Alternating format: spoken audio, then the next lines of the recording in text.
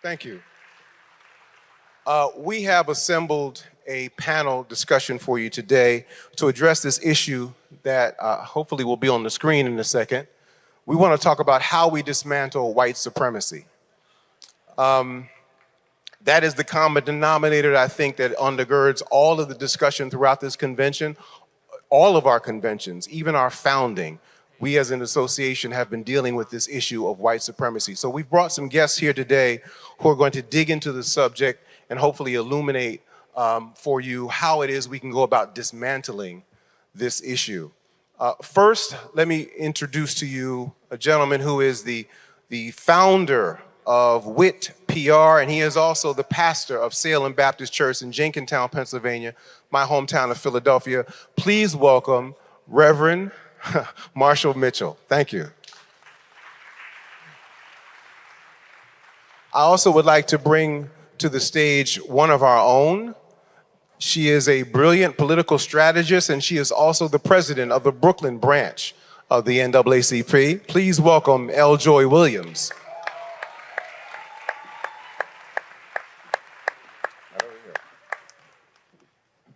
Thank you. Our next guest is a brilliant activist and author and the embodiment of the fact that you cannot judge a book by its cover. Please welcome Mr. Tim Wise.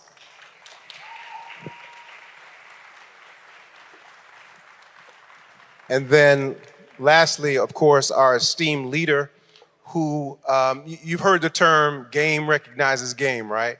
Well, this is vision recognizes vision.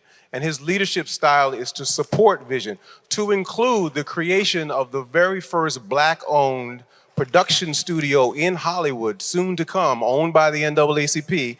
Please welcome my boss, President and CEO, Derek Johnson.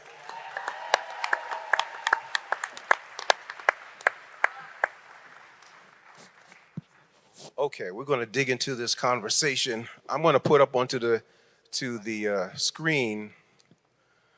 The print is hard to read from here, so I'm going to read it out loud. White supremacy is a systematic and interlocking web of social, political, cultural, legal, and educational institutions empowered to affect inequitable policy and practice in order to preserve the economic dominance of a privileged class at the expense of the disenfranchised.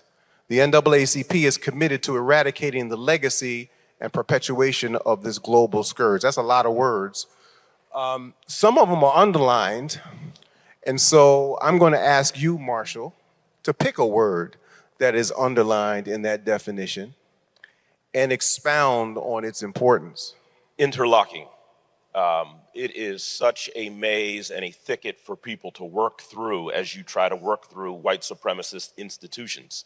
As soon as you think you get through one trap, it's like a maze, you enter into another room. And I think when we begin to look at them and disaggregate them and say, well, I'll take on the legal, Howard University in Hampton and Talladega will take on the educational, I think you don't see how complex it is, because you get to Talladega, you get to Howard University, you go through that system, and then it's time to interview for the job, and you realize that it's interlocking, it's a matrix, and it's very, very tough to navigate it. And I think because it's interlocking, it's on all of the time. Got it. Eljoy, would you like to expound on this definition in any way? I would say just highlighting specifically systemic. Because that is what we spend a lot of time in the organization talking about, that we aren't, as the NAACP, we aren't a social services organization. That's right. What we are called to do is break up the systems that exist that consistently put up roadblocks and make sure that this economic and global educational scourge of economic dominance of white supremacy is broken up. So it's sort of like when you have a head cold, right, and you take medication to break up all of that mucus inside, right, all of that ugly stuff that you got to get out. That's what I describe white supremacy as. It is a scourge in the body that you need to take medication for to break it all up. And NAACP is the medication that we take in order to break up all of those systems so that it can be expelled from the body, and we can actually live healthy lives. So we are called to look at all of those systems and see where are the roadblocks, where are the systems that were created. And it's hard because even we are told, well, that's how it's always done. Well, what we've always done has been racist. What we've always done has been built on this foundation. And so when we're looking at all of those systems and looking specifically, how do we break this up, and challenging ourselves to do that work? Wonderful. Tim? So I want to talk a little bit about systemic also for a slightly different reason, though I really appreciate that brilliant explanation of the sort of physical manifestation in the body politic and the culture that you just heard from Eljoy.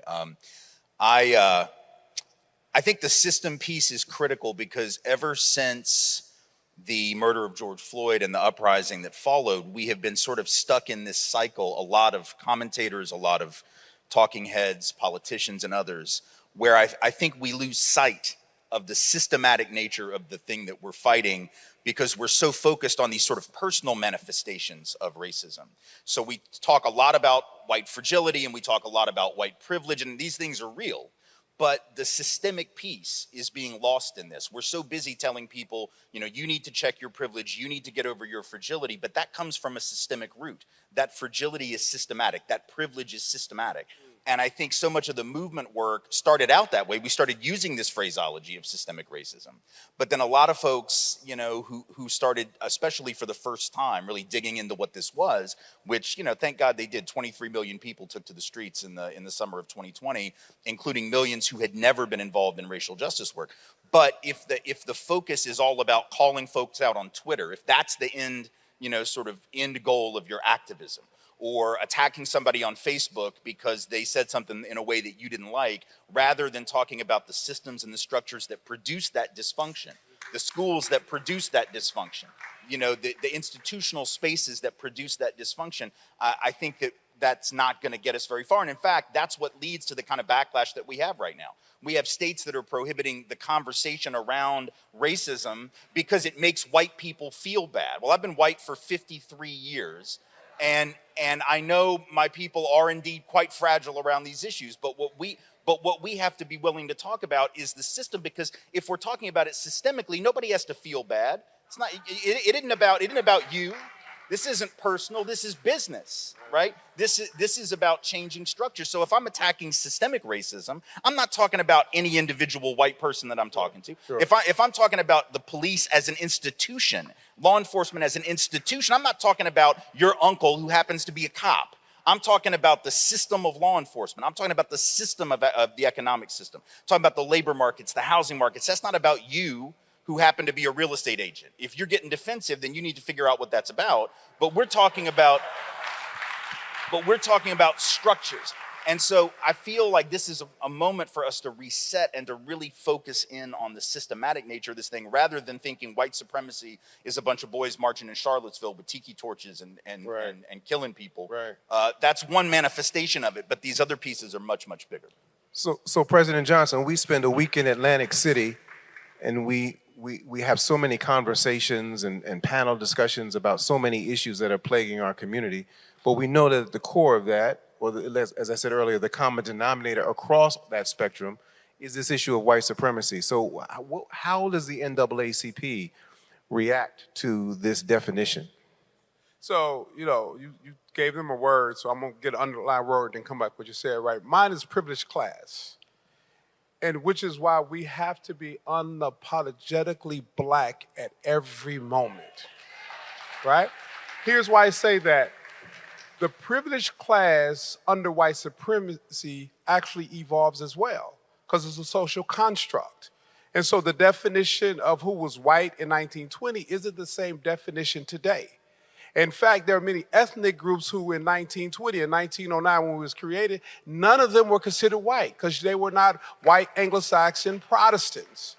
And as democracy dictate more people to agree on this concept of white supremacy, they begin to invite more people into the class of whiteness. Because Irish was not white, Italians were not white, brother right here was not white in 1909. And so when you understand that the privileged class notion of white supremacy, black folks, we would never be a part of that. And so that's why we advocate for black and other disenfranchised communities, because some of those disenfranchised communities at some point may get invited into the privileged class of whiteness, right?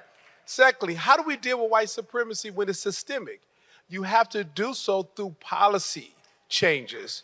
And policy changes both public policy and corporate policy. It is not enough to have a soup kitchen because people are hungry. You have to go to why are people hungry and fix that problem and not just put them in a line to get some soup. And so that is the work of the NAACP. And finally, on that notion, the concept of democracy cannot coexist with white supremacy. They're in contradiction with one another. Democracy is about majority ruling. White supremacy is about minority rule. And white supremacy will have you think it's okay to bar access to the voting booth so that individuals can maintain dominance and control over modes of production and costs of labor. But democracies say that everyone who is entitled under a social contract should have access equal to their neighbor to the voting booth to define how our tax dollars are spent. Individuals pay more in our taxes than corporations. But corporations want to use our tax, underpay us, use our tax to line their profits under this notion of white supremacy, in this illusion of capitalism, and they powder it in on top of democracy. The NAACP role is to break all those systemic practices down so that we can exist and really benefit from our labor, our resources, and our intellectual capacities. Great. Okay, let's put the PowerPoint, the deck, back up on the screen for a second so we can run through the next image. Okay, so here's the premise. You have a society. I don't know if you guys can tell, but that word society on the screen is actually, the letters are made up of a lot of little people. So you've got a society that is very diverse. But then you have a dominant culture that establishes itself as the norm within that society. Now, it's a dotted line that circles the norm. There's a reason for that, right? Everyone else is the otherized remainder of humanity. The premise is that the otherized remainder of humanity spends their life trying to navigate their proximity to the norm. Some of them get inside that circle. Most do not, right?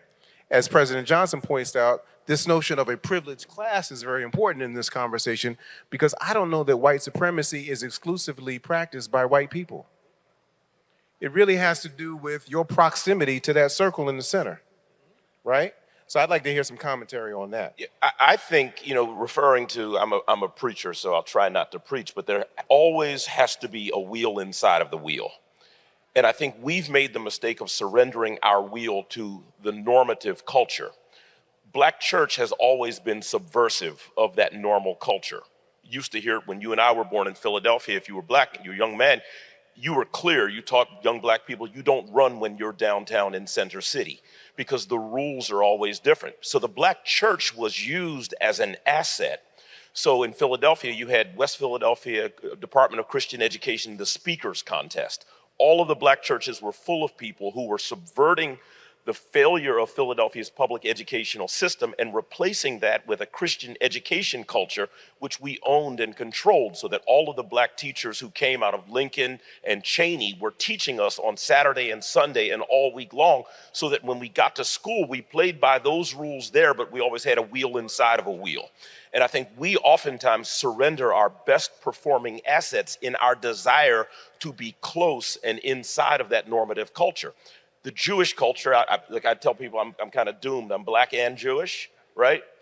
the Jewish culture maintains the Hebrew day school. It maintains the Sabbath school. It maintains others. Why are Indians so successful in national spelling bees? Because you've got wheels inside of a wheel, and everything doesn't require a Facebook post, but actually it requires us to work behind the scenes, to be secretive, and then when we roll stuff out, it's a smack across your face. And so for me, that's the way I approach that, and I know that there are 35,000 black churches across the country that should be involved in subversion and probably have a few less revivals. Wow. Any other thoughts from the panel on this question of your proximity to that normative circle in the center of the society? Well, I mean, I'm one who challenges the necessity for having what is called a norm and having a circle to begin with, right?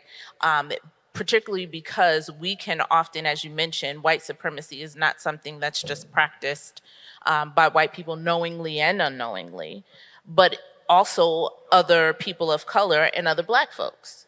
And so when you create, try to replicate systems of oppression within your own people, that creates additional trauma. It creates additional problems in which people are trying to replicate a system that was never designed to be applied to our people to begin with. And so ask yourself, and again, we're going back to what are the sources? What is the source of living in a humanity that is diverse? Where people are appreciated and loved and accepted for who they are, be it in other ethnicities or existences, other gender expressions and the like. And there is a way, because it has existed before, where we can live in proximity to each other without creating or replicating more systems of oppression. And so for me, again, going back to the center and the cause and the root cause is, are we as Black people called to recreate a norm or a system that will continue to oppress people even within our own families, even within our own communities? I say no, right? So then how are we remaking our communities, our cultures, because we're a culture within many cultures? How are we creating our society to make sure that we are uplifting, empowering, and loving to all those who belong? Got it. I want to jump in because Eljoy hit on a good point about this normative circle, and sometimes we have to destroy it. We work hard as NAACP across the country to get Black folks elected to office.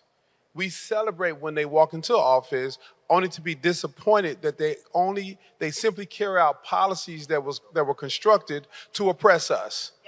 And they do nothing to change the policies or the practices. And so white supremacy is so systemic that Black folks carry it out even if they don't know it, or some of them know it. You remember Samuel Jackson character on the Django. We got a lot of Django's around here. And so we not only need to break the norm when we get in positions of power and access, we need to take out some of the Django character of Samuel Jackson, who are also standing in the way because they like their proximity to the circle as opposed to their proximity of empowering our people to go beyond the oppressive nature of white supremacist behavior. That's exactly right. Let me. So Tim, Yeah. I'm gonna advance this slide. Can we put the deck back up on the screen, please? Thank you. So I'm gonna advance this slide and suggest that the goal is to obliterate that notion of a normative circle that's dominated by a dominant culture, right? Yeah. And make this a more just and diverse and inclusive and equitable society. What say you about that as a goal? Well, I mean, that is the goal, but I think it's also about it's not that norms are bad, it's that that's not the norm. That picture that you have on the screen right now is not the norm, and it's never been. First of all, part of it has been, right? This country has always been diverse since white folks stepped off the boat and added whiteness to a bunch of, folks of color who were already here, right? We've always been diverse in the sense of hundreds of indigenous nations, Black folk, brown folk, white folk, all these folk. We've never been a just society. We've never been an equitable society. So the question is, can we get to that place? Now, what I want to sort of piggyback with the last slide as well, because the problem with the norm as we have constructed it so far, it isn't just all the wonderful things that were said so far up here. It's also the fact that when people are busy trying to meet the existing norm, they will tell young people to meet that norm for some incredibly pernicious reasons. So I do a lot of trainings with teachers, and it's heartbreaking to hear teachers, white teachers, black teachers, brown teachers, all teachers, telling their young black children and brown children that the reason they need to succeed in the classroom under existing norms set by the state, set by the local government, whatever it might be, the school board, is so they can, and these are their words, so they can get out of their situation and make a better situation for themselves.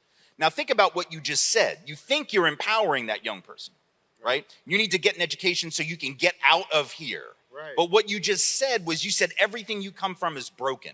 That's right. Everybody you know is broken. Everybody you think loves you doesn't love you, because if they did, they'd get your ass out of here already. And the fact that you're still struggling means they must not love you. So we've just disrespected young people. Absolutely. And the difference is, under segregation, not to romanticize that, obviously, but under segregation, black folk had to have resistance culture as their norm. Right. So the purpose of education, Teresa Perry talks about this in her work, the education's purpose was freedom for literacy and literacy for freedom. You had to be literate in order to be free. It was all of us or none of us. It was a revolutionary act. And we have replaced education as a revolutionary act, where the whole community rises or falls together, with the idea of individualism. So you need to get yours so you can get out and make your money, and to hell with anyone else. That norm that you have up there right now cannot be, if we are continuing to push the norm of hyper-individualism and selling that as if it were liberatory when it's not. Yes, sir. Yes, yes. The flip side of that is, across town, there are white kids who are being told, this belongs to you. Yeah. You have an entitlement. Yeah. And when their reality ceases to match that myth, they start going to malls and public gatherings, Right. and everybody got to die. Right. So there's two sides of that problem. I'm going to please put the deck back. There we go. Now we're going to really take this conversation to the next level, but we have to do so quickly.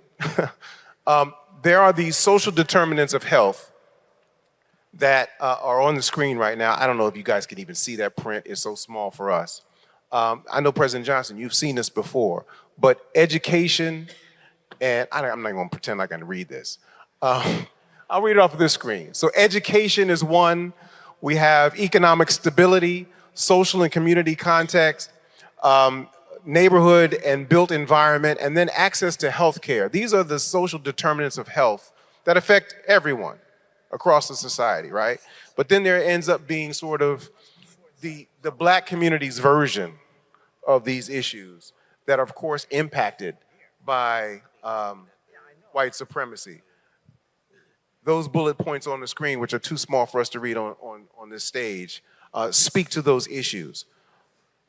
I'm going to advance and say that media plays a big role in that, and that's something everybody on this panel knows about. You all have participated in the media in a very intimate way, but media becomes the narrative maker for all of these issues. This is an image of what 30 years of lynching looked like from the late 1800s to the early 1900s. The darkest area on that map is where most of the lynchings took place. You see where in the country that happened, right? If we overlay that with this image, this is where black folks live state by state in the United States. Once again, the darkest area is where we are most heavily populated, right? Here's where the conversation gets real interesting. What if we created a territory where black folks lived that was perpetual black rule? What if the NAACP adopted an agenda to advocate for the creation of Blackmore, a territory currently inhabited by nearly 50% of all blacks living in the United States? Open to all, the resource-rich province is to be black-lined and statutorily designated for perpetual black rule. All elected officials in Blackmore must be direct descendants of the formerly enslaved and systematically disenfranchised. What if? Can I go back to something really quickly and then Please. connect it to this? If you go back to those social determinants of Health. health that you talked about, what's missing in all of that is knowledge of self.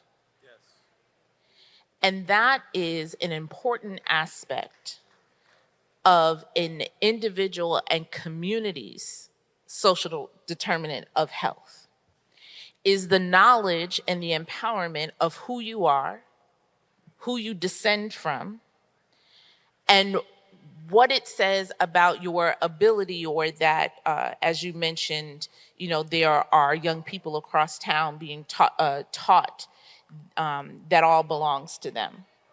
I come from a family of preachers, and I always say I'm the only one who don't preach, right?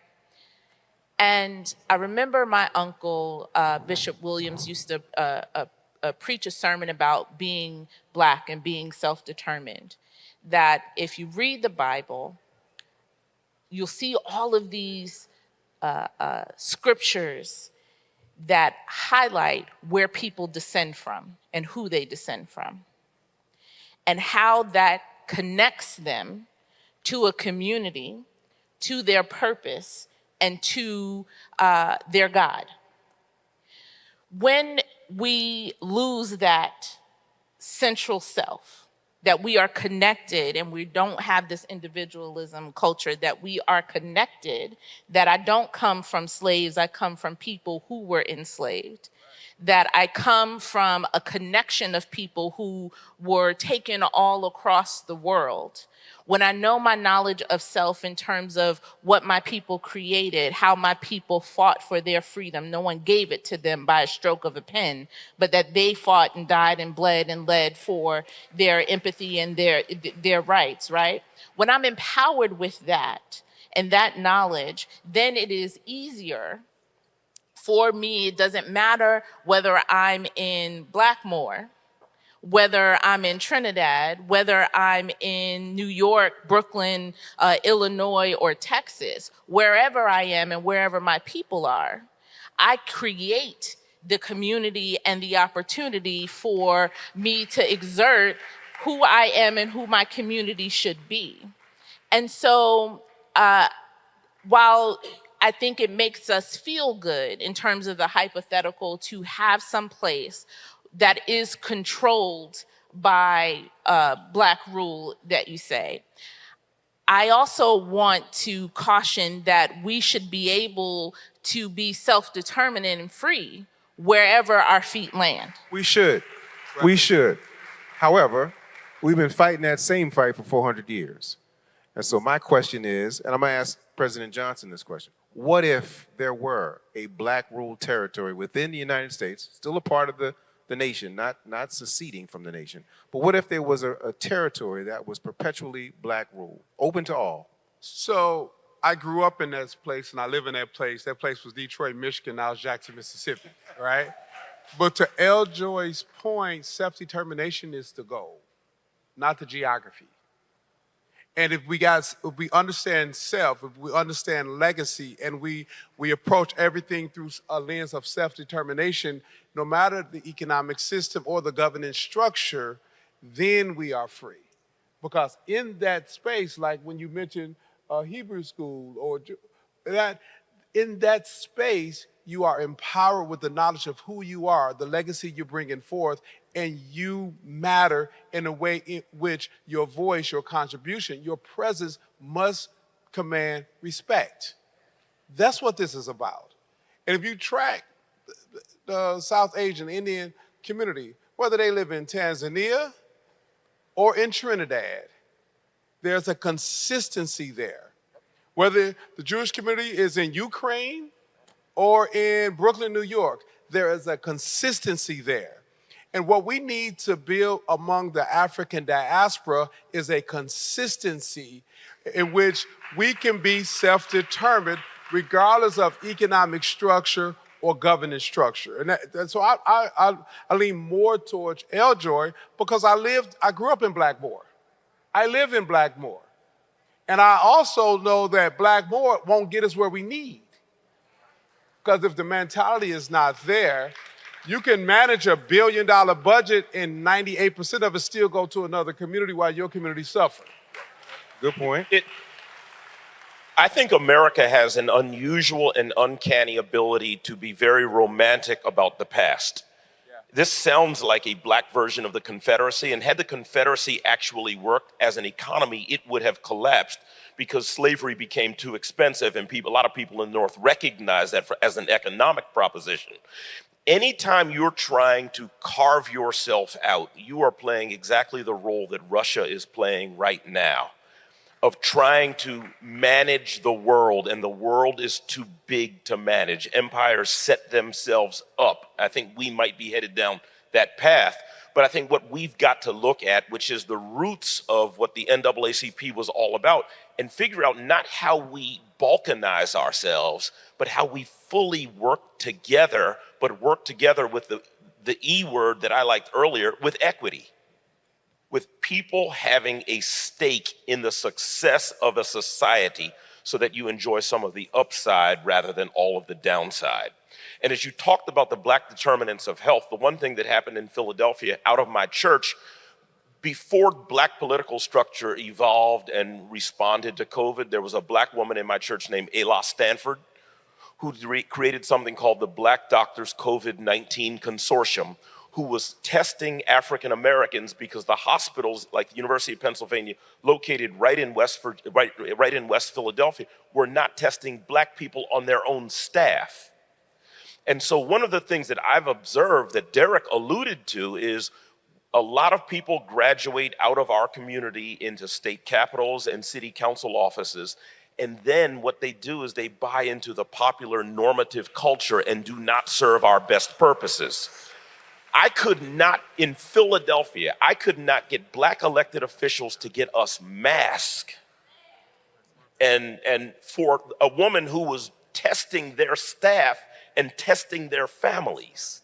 And so we fundamentally do not need preachers and leaders and community activists who put themselves first and our people last.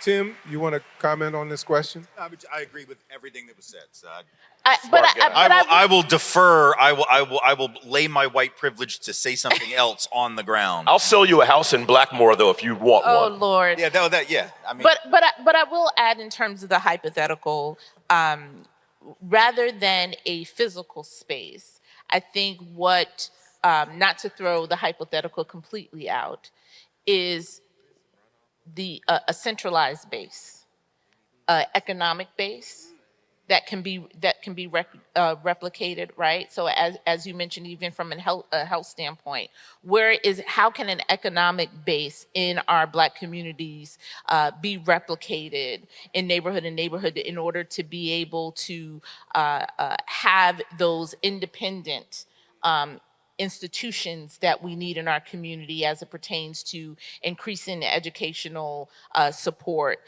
policing our own, right? So why cede public safety simply to law enforcement that we know is disrespectful and causes trauma, physical and death in our community, right? Why not take over public safety in our communities overall? That is an independent economic structure of our own. The same thing with mental health or other institutions. And rather than thinking, and I know the thought is, we contribute financially through taxes and we're part of society, so we need this institution to respect us. But after a while, we got to get tired of proving our humanity to people, right? And so then it is us taking control of our own communities and of our own institutions. And so in the sense that a Blackmore exists wherever we are, is what are these institutions and systems that we do need to replicate to ensure that we have black control? So we've done it before. Sometimes we talk from a revisionist history. Summer food programs were created by communities across the country. We most recognize and celebrate what happened in Oakland with the Black Panther Party. That was about making sure kids had nutrition in the summer as much as it was making sure there was a stoplight in a thoroughfare in the middle of the black community. We've done it before. The federal community health agencies, it was a response to lack of health care in rural Mississippi, and black doctors came up with the concept, one of which went to Tufts, and it became a popularized reality, and then Sergeant Shriver federally funded, and they still exist exist now. We've done this before. But I think the point you made earlier, we walk away from some of our best practices because we're trying to get so close to that normative circle as opposed to landing where we were to ensure that the needs and interests of our community are cared for so that regardless of their federal funding or not, we are consistently there. Eugene Robinson wrote a book called Disintegration. And in that book, he talked about the abandoned. And when I read it, it stung because I also abandoned the community I grew up from. Because many of us had some opportunities to get out, but what about the people who are still there? What about the people who could not navigate all of the trap doors that was beneath their feet? But for the grace of God, here I am I. And you think about it. So then these are blighted communities. Then a few people come and say, oh, here's some economic opportunity, and then they start gentrifying. We leave them, the market goes down, then they come and swoop them up, and they say, this ain't right. They taking our community over. We left them. And so we have to reset our mind to understand what we're fighting for, self-determination and equal protection under the law. But you can't get there if we haven't freed our mind to understand that we are the power that we're looking for.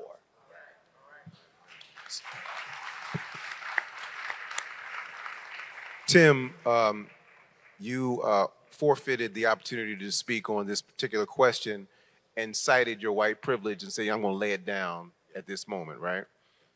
Give us... One pause, we're saying wrap up. We're not wrapping up. We're going to go another 15 minutes because this is a good conversation. Continue. Only you can make that call. Okay. And the chairman made the call. There you go. Give us the benefit of your insight from being on the other side of the wall, if you will. How steep is our climb in terms of getting other folks who don't look like us to embrace this crusade to dismantle white supremacy? So this is the white people whisperer part of the program. Right, Is that exactly. Well, you know, I would love to tell you that there was a clear strategy for that and a clear vision for how that happens. But, you know, going back to the definition of white supremacy that you had at the beginning, it is so deeply ingrained in the culture, not just the politics and the economy, but the culture, and we're all steeped in it. So I think, and we don't even realize how deeply, you know, impacted and how deeply embedded it is. So I think it's a very, obviously it's an uphill climb, but I will say this, and in regard to the attacks on critical race theory and anti-racist education, it gives us an opening and an opportunity for this.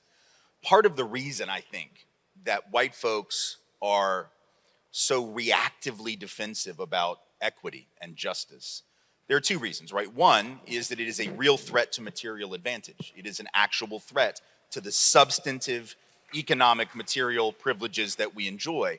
It is also a strike at the psychology of the country and the myth that we have internalized. Because keep in mind, to be white in America is to be able to believe and to have always believed for 400 years in some way, shape, or form that if you just worked hard, you could make it, because that's the myth of America, right? The notion of rugged individualism and meritocracy. Now, black and brown folks have always known that that was a myth on a good day, a lie on a bad day, and that it was more complicated.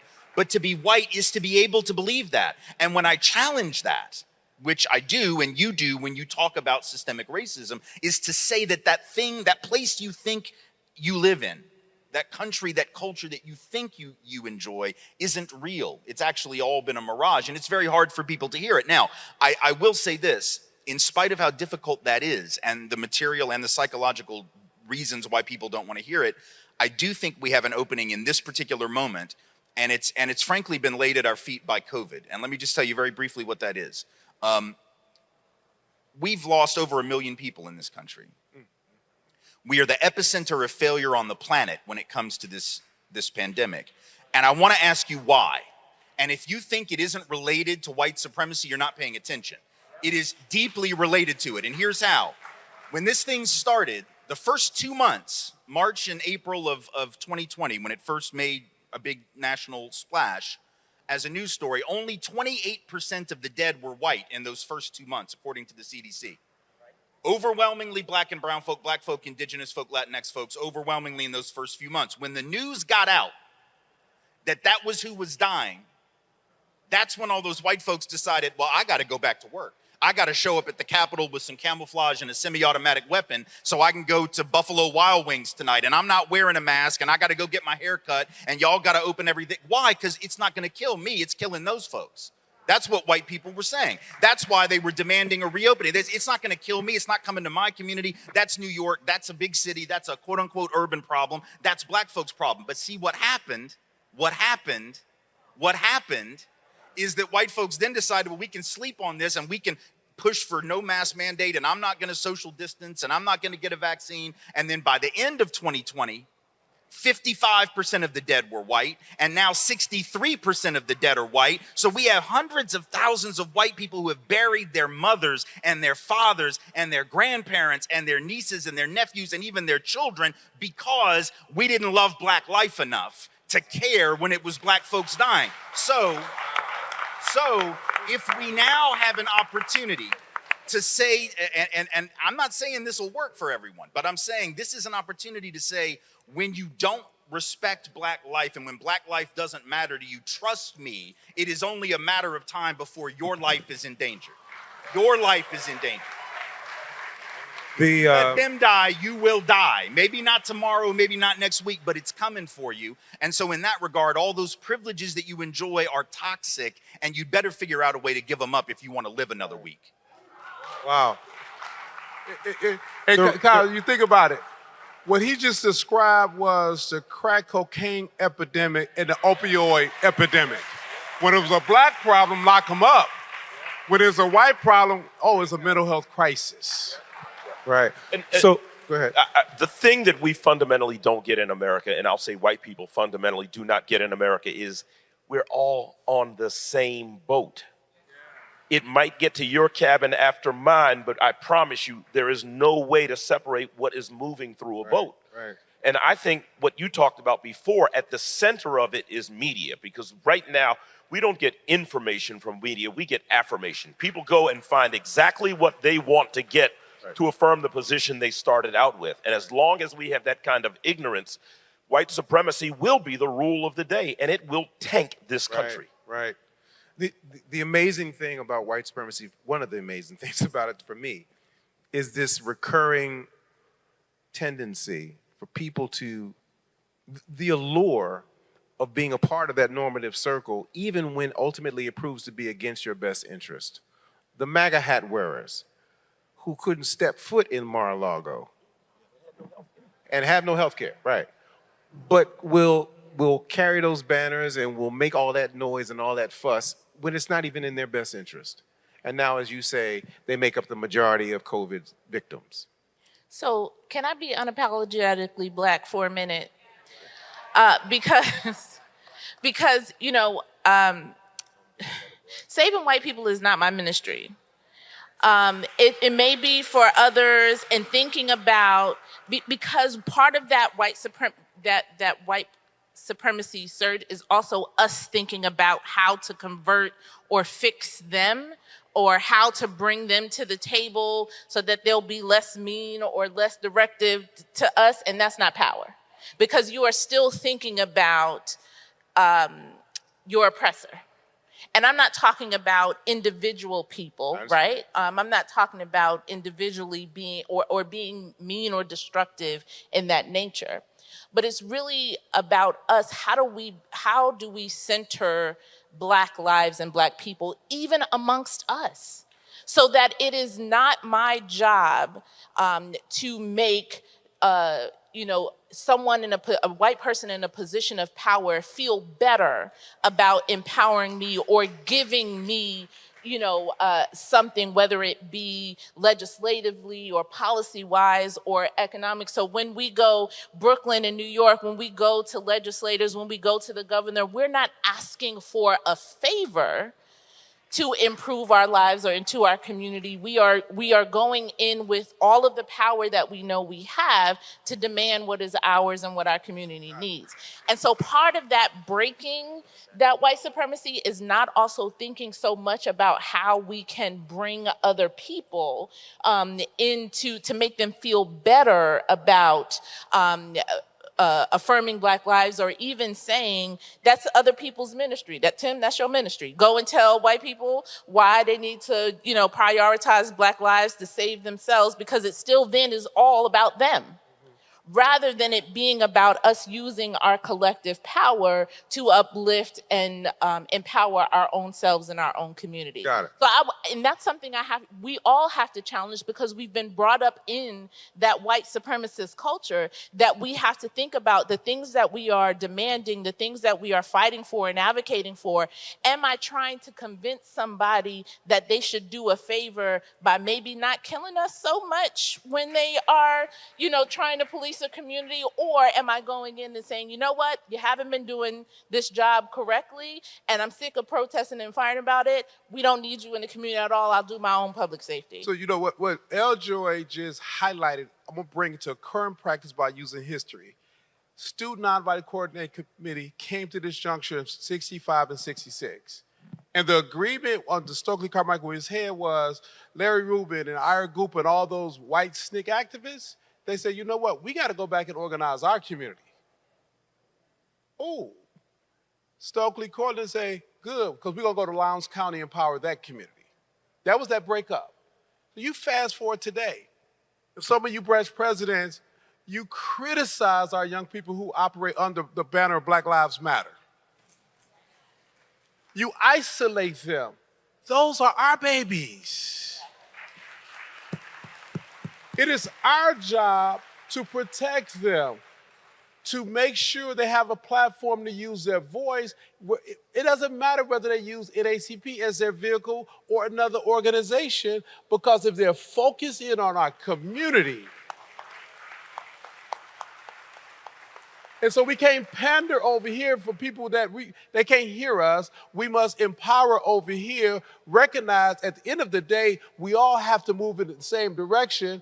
But as she said, it ain't her ministry. It's not our job to convince. It is our job to empower and grow so that next generation know where their position is in this country.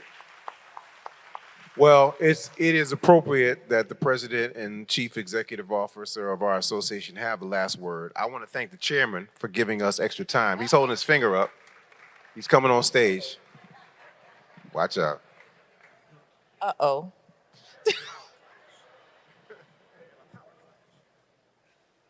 In the meantime, I do want to thank our panelists. Would you join me with that?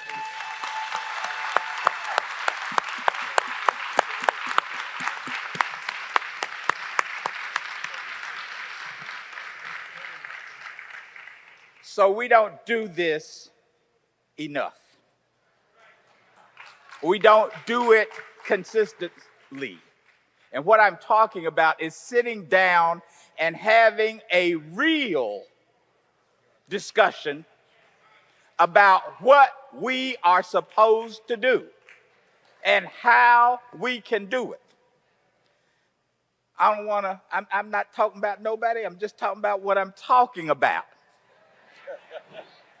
Our job, Derek said it in the beginning, if you go through the various parts of this discussion, at the end of our day, we are supposed to be about changing policy, changing public practice in order to end the devaluing effect of racism on our nation. We can only do that when we have the sustained conversation. You can't say, I'm going to talk about eradicating racism and say, okay, we're going to have this conversation in 15 minutes. That don't work. It doesn't work. It's not valuable unless we have that real discussion and we use it to move and teach and raise that cadre of advocates that we really need in order to change this country. Thank you, Kyle. Thank you, every member of this panel.